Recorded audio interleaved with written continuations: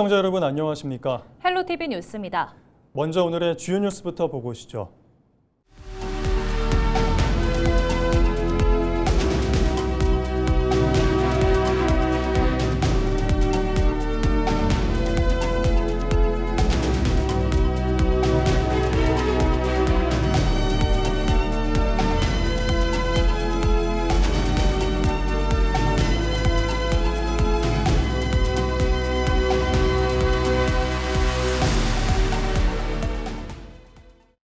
지난해 있었던 경북 산불의 여파가 지역 곳곳에 여전히 남아 있습니다.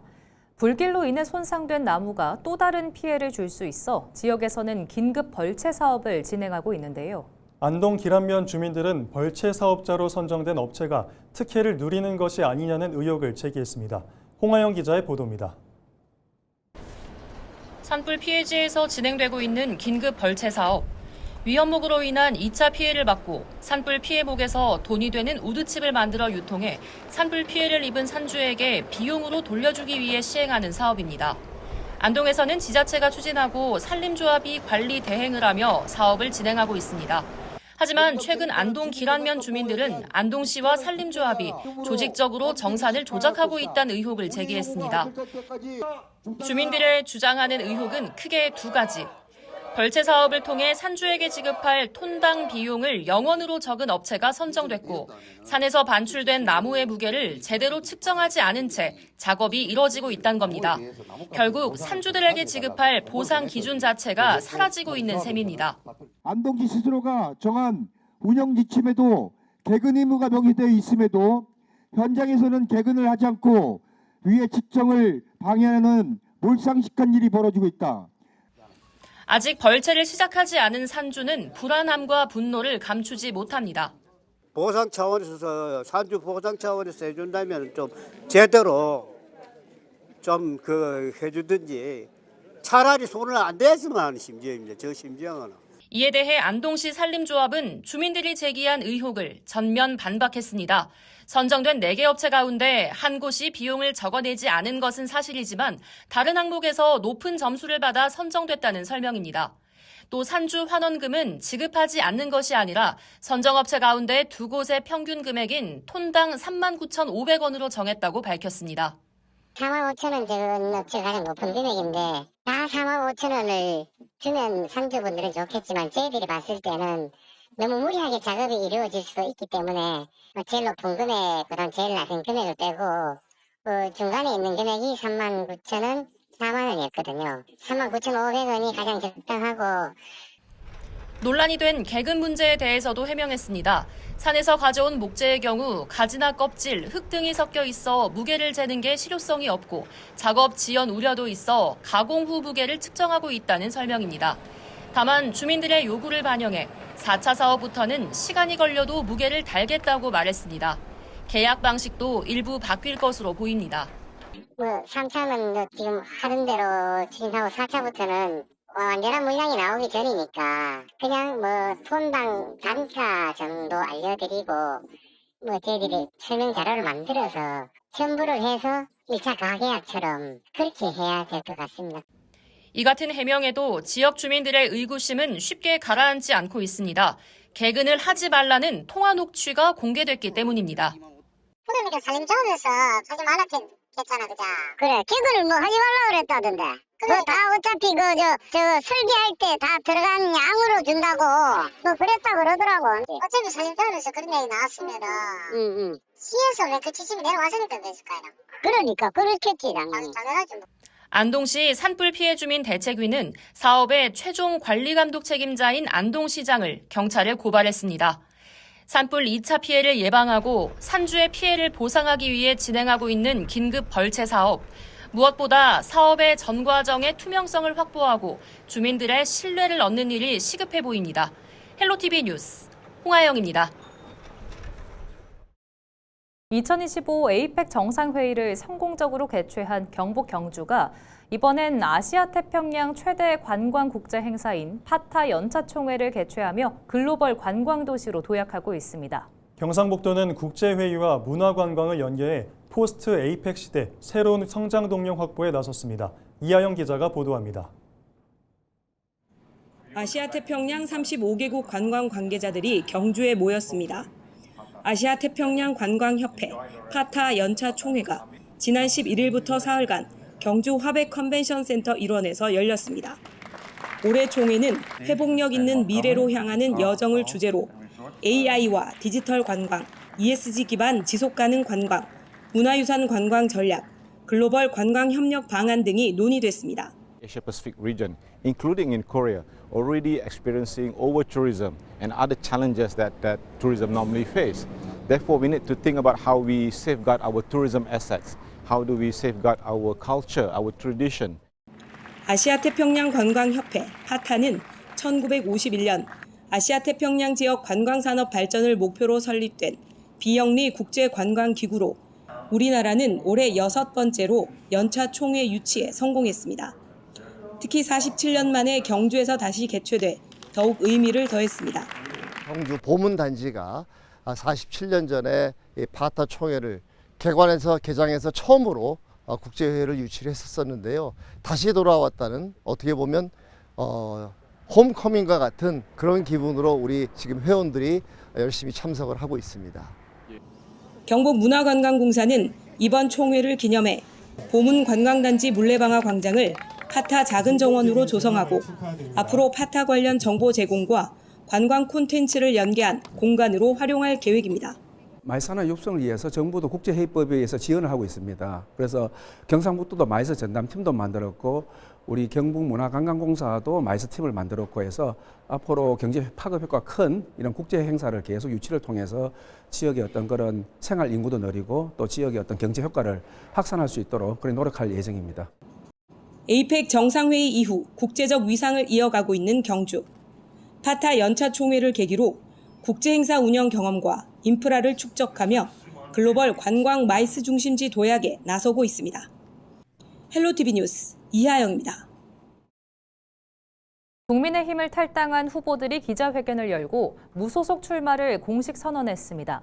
김대일 후보는 정당의 논리가 아닌 오직 지역 주민의 목소리를 대변하고 안동의 자부심을 정책으로 실천하기 위해 무소속 출마라는 쉽지 않은 길을 선택했다고 밝혔습니다.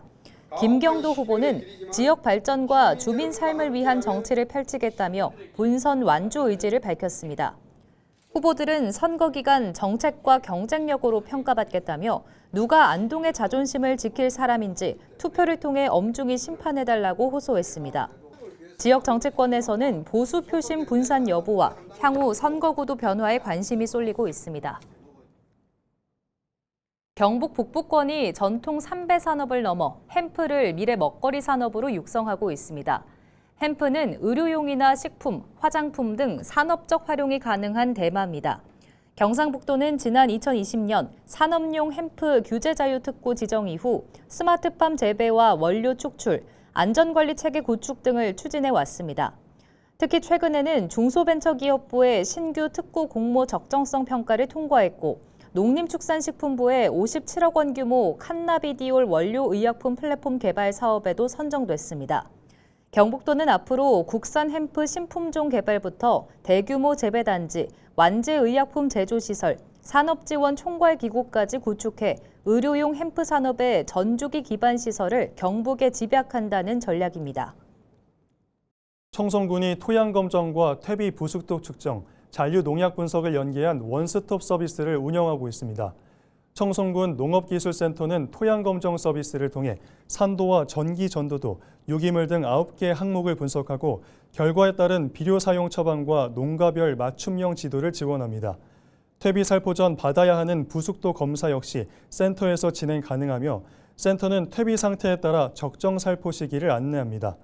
센터는 또 분석 장비를 활용해 463종의 농약 성분을 분석할 수 있는 장비를 갖춰 소비자 신뢰 확보를 위한 잔류 농약 정밀 분석도 가능하도록 했습니다. 청송군은 비료 가격이 상승하고 환경 안전 기준도 강화되며 농가의 부담이 커지고 있는 만큼 농업기술센터에서 진행하고 있는 원스톱 분석 서비스를 적극 활용해달라고 당부했습니다. 경주시가 청년층의 내 집 마련 부담을 덜기 위해 주택구입 대출이자 지원 사업을 추진합니다. 지원 대상은 경주시에 거주하는 19세에서 39세 이하 청년으로 2024년 이후 경주시 소재주택을 구입한 경우 신청할 수 있습니다. 대상 주택은 5억 원 이하, 전용 면적 85제곱미터 이하 주택이며 읍면지역은 100제곱미터 이하까지 인정됩니다. 지원 금액은 지난해 실제 납부한 주택 구입 대출이자 범위 안에서 연 최대 300만 원입니다. 경주시는 총 사업비 10억 원을 투입해 예산 범위 내에서 지원 대상자를 선정할 계획입니다. 신청은 오는 18일부터 29일까지 정부24 혜택 알림이를 통해 온라인으로 가능하며 시는 자격 심사를 거쳐 오는 8월 중 지원금을 지급할 예정입니다. 범죄자가 소액을 입금한 뒤 보이스피싱 의심 계좌로 신고해 상대방 계좌를 묶어버리는 이른바 통장 묶기 범죄. 피해자는 길게는 수개월씩 계좌가 지급 정지돼 경제적 곤란을 겪었습니다. 금융당국이 지난달 말 표준 절차를 마련했는데 적용 시기는 언제일까요? 홍하영 기자가 보도합니다. 지난 3월 말 의문의 소액 입금이 3차례 들어온 뒤 하루 사이 A씨의 사업자 계좌가 지급 정지됐습니다. A씨는 현재 한 달 넘게 계좌를 쓰지 못하고 있습니다. 4월 21일에 계좌 이제 지급 정지가 된 게 풀릴 거다라고 이야기를 했었어요. 근데 21일 되기 한 2, 3일 정도 전쯤에 은행에서 전화가 와서 피해자가 서면 접수를 했다. 서면 접수를 했기 때문에 최소 2, 3개월 정도는 더 걸릴 거다. 피해자인데 내가 내 돈을 못 쓰고 무작정 기다려야 된다. 왜 기다려야 되는지 솔직히 모르겠고. 답답한 상황이 이어지던 중 A씨는 이달 초 금융감독원과 은행연합회가 지급정지 표준 절차를 마련했다는 소식을 접했습니다. 내용을 살펴보면 지급정지된 계좌 명의인이 이의제기 신청서와 소명자료를 준비해 제출하면 금융회사는 5영업일 내에 결과를 통보해야 합니다. 만약 추가 보완이 필요한 경우 각 5영업일, 3영업일의 기한이 주어집니다. 또 소액 입금이고 지급 정지 이력이 없으며 과거 입금이 생계형 거래로 확인되면 절차를 간소화해 심사하도록 했습니다. 반가운 마음으로 은행에 문을 두드렸던 A씨. 돌아온 답변은 현장에는 아직 전달된 내용이 없다는 것이었습니다. 은행에서 하는 말이 우리는 그런 거 받은 내용이 없다. 그런 근거가 대체 뭐냐? 라고 저한테 오히려 도를 물어보더라고요. 그 이후로 연락은 없나요? 며칠 됐는데 그 이후 연락 없습니다. 금융권은 체계 마련을 위한 시간이 조금 더 필요한 상황이라고 말합니다. 그 공지는 다 드렸고요. 적으로 이게 시행을 하기 위해서는 프로세스도 좀 가다듬어야 되는 부분들이 있어가지고 본점 차원에서는 당연히 공지 받으셨어도 아직 내부적으로 시행하는 데까지는 시차가 좀 있을 수가 있잖아요. 공식적으로 그게 언제부터 시행한다 이게 정해진 건 아닌 상황이거든요. 6월 하순 정도에서 보고 있습니다. 피해 예방을 위한 대책도 한계가 있다는 지적입니다. 금융권은 근본적인 피해 예방을 위해 본인 계좌 노출을 최소화하라는 내용을 맨 먼저 담았지만 업무 특성상 계좌 공개가 불가피한 자영업자들에게는 현실과 동떨어진 대책이란 목소리가 높습니다. 피해 구제 절차는 마련됐지만 현장 적용까지는 시간이 필요한 상황, 그 사이 피해자들의 불편은 계속되고 있습니다. 헬로티비 뉴스 홍하영입니다. 문경시의 대표 야간 관광 프로그램인 2026 문경 달빛사랑 여행이 성황리에 열렸습니다. 문경시는 지난 9일 문경세제에서 열린 달빛사랑 여행 2회차에 가족과 연인 등 100여 명이 참석해 다양한 체험을 즐겼다고 밝혔습니다. 찻사발 축제와 연계해 열린 이번 프로그램은 문경세제의 밤 정취를 느낄 수 있는 달빛 트레킹을 비롯해 달의 체험과 퓨전국악 공연 관람 등으로 구성돼 참석자들의 호응을 얻었습니다. 한편 문경 달빛사랑 여행은 첫 여행이었던 고모산성에 이어 2회차인 문경세제편의 사전 예약이 조기 매진되며 관광객들의 관심을 받고 있습니다. 3회차는 다음 달 13일 에코월드 일대에서 열릴 예정으로 사전 예약은 문경 달빛사랑 여행 공식 홈페이지를 통해 선착순 100명가량 신청받습니다. 대구대학교가 12일 경산 캠퍼스에서 개교 70주년 기념 행사를 열고 새로운 미래 비전을 선포했습니다. 기념식에서 박순진 총장은 지난 70년의 발자취를 담은 역사서를 헌정하며 사랑과 빛, 자유의 건학 정신을 바탕으로 미래 100년을 향한 혁신을 다짐했습니다. 성산홀 외부 공원에서는 대구대의 기틀을 세운 설립자의 뜻을 기리는 동상 제막식이 열렸습니다. 유족과 동문들은 제막된 동상 앞에서 특수교육과 사회복지에 헌신해온 대학의 정체성을 다시 한번 확인했습니다. 대구대는 이번 70주년을 계기로 지역사회와 상생하는 글로벌 거점 대학으로서의 역할을 더욱 강화해 나갈 방침입니다. 40, 50대 대사증후군 유병률이 증가하고 있는 것으로 나타났습니다. 고혈압과 고혈당, 복부비만 같은 위험 요인을 가진 중년층이 늘면서 건강관리의 중요성이 커지고 있는데요. 만병의 근원으로 불리는 대사증후군, 어떻게 예방하고 관리해야 하는지 손성혜 기자가 전해드립니다. 대사증후군은 복부비만과 고혈압, 고혈당, 고지혈증 등 당뇨병과 심내혈관 질환 위험 요인이 복합적으로 나타나는 상태를 말합니다. 2024년 40대 이상 대사증후군 유병률은 18.9%로 나타났습니다. 4년 전인 2020년 조사 때보다 2.2%포인트 증가한 수치입니다. 50대 남성의 경우 대사증후군 유병률이 30.6%였습니다. 대사증후군은 일종의 성인병을 나타내는 지표인데 최근 우리 한국 같은 경우 식습관의 서구화라든지 또 여러 가지 유해한 스트레스, 환경, 그다음에 비만 이런 인자들이 올라가고 있는 상태이기 때문에 대사증후군 유병률이 낮아지지 않고 대사증후군 환자는 심혈관계 질환에 걸릴 위험이 정상인보다 1.5배에서 최대 3배 높고 당뇨병 발생 위험도 약 5배에 달하는 것으로 알려져 있습니다. 이 때문에 대사증후군 진단을 받으면 적극적인 관리와 치료가 중요합니다. 대사증후군은 실제로 질병의 하나의 시작이라고 볼 수가 있겠습니다.